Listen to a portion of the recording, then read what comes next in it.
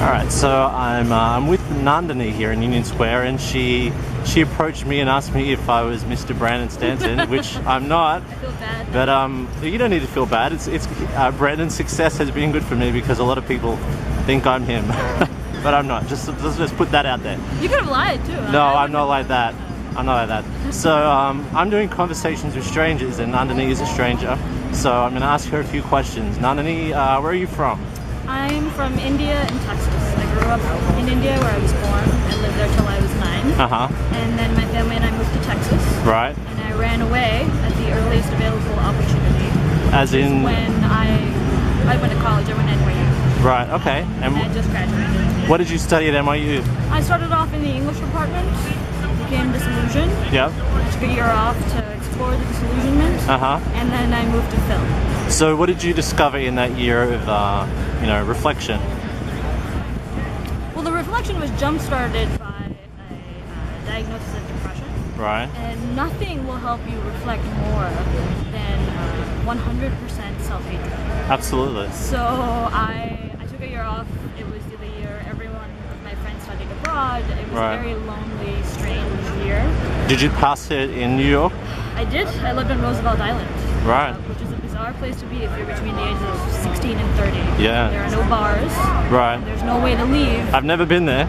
Yeah, in well, 7 you might years. find some cool strangers there because there's no bars and there's no place to buy alcohol. Right. But the view was spectacular. That's all I had, really. I had medical appointments and I had the view, which was spectacular. Now, would you say that you're out of that depression? No, I think it's something you deal with every day. It's something that is more intense on certain days, or it's triggered by something. And some days you feel like you felt before you ever knew anything was wrong. Right. NYU has. I don't think I'll ever have healthcare like that again. Right. Because the doctors and all of the wellness counselors are excellent people. Right. I wouldn't actually be having this conversation with you if they didn't exist. Right. So yeah, I was going to ask you that because just speaking to you briefly, you seem content, you seem sociable, outgoing. Is this? Those last two are fine. The first one is not. And I mean, I know depression is sometimes can be an invisible condition. Like, do you feel that has been an issue as well? People not understanding or? Oh yeah, because even your own family, they love you and they want to do everything that helps, but you cannot make anyone understand. It is impossible to explain. Right. If you grabbed me a dictionary or an encyclopedia or even the DSM-4, I could tell you that nope, that's not quite it. Right. So you kind of have to talk to a doctor. And I've met so many fellow patients who all feel the same way. Right. And NYU has more than its fair share. Yeah, for sure. Of people who feel that way. Now, if you could give 2 or 3 tips about how to deal with depression, what would they be that have been helpful for you? I think you said one of them, which is see a doctor. Yeah, that's just sort of do not avoid the medical part of it, but that's just mandatory. Right. Nothing I say would necessarily work for everyone because every patient is different. Right. The thing that I think is important is that you have to make yourself do things. Right, activity. Right. You can draw. Art is what I just draw and paint all the time. Right. But if you watch stand-up comedy, you go bicycle riding for hours and hours. Right. Wear a helmet. You cannot stop doing things because as soon as you stop, you start questioning everything. Right. So that kind of not so much keeping busy, but actually doing stuff, being active, get you out of your head in a way. Get out of the house. Yeah, you can't stay in the house.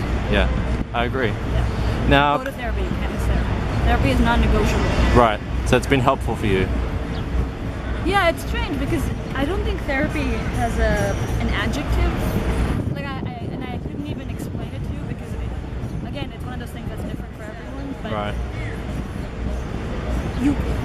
therapy often angers a patient because they're being maybe held accountable during a certain session. Right. The therapist is asking them something they don't want to talk about. The therapist is saying, well, you are counterintuitive or you shouldn't have done this. But therapy is also extremely helpful.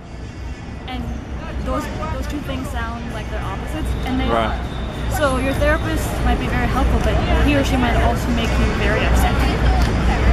But that's okay, because you are allowing yourself to be viewed objectively. Right. And that is the most important part of going to therapy. Right. Because everyone else you know is going to view you subjectively. You can't talk to your parents about it. Right, You yeah. can't even talk to your sibling or your best friend. Right. You can't talk to a professor, and you can't talk to your neighbor. It can only be with that person in that room. Who doesn't really know you, right? Yeah. Independent. They only know you from what you tell them. Now, my last question is, what's your dream in life, or your vision, or something that you want to achieve? And it doesn't need to be, a grand thing. Just some goal that you might have. Well, on a purely practical level, or maybe an aspirational level, I want to write, produce, and direct television. Yeah. But then probably do about 5,000 people in the next 10 blocks. Right, in New York Which is City. why I don't have a job. Yeah. I have 10 different jobs. Right. But I mean, it's interesting that you've asked me about the depression, because I think that I would have made some kind of contribution if I could. I don't know, if I could write a TV show that tries to teach people about depression, and I don't mean in a documentary format. Right. Like that shows people how different kinds of people deal with depression, even in Right. you. The face of depression and Yeah, the reality and of it. depression has so many different varieties. Like, there's anxiety, there's nausea, there's social anxiety, there's Right. test phobia, which we've all experienced some form of. But I want to make something. I'm going to use my hands to make something. You're gonna produce something. Yeah, I hear I you. have to create something. I can't just keep cleaning houses for Yeah. the rest of my life. I agree with you. All right. Well, it was a pleasure to talk to you. Thanks for approaching Thank me. you for talking to me. Absolutely, my pleasure. Thank you. Okay. Bye bye.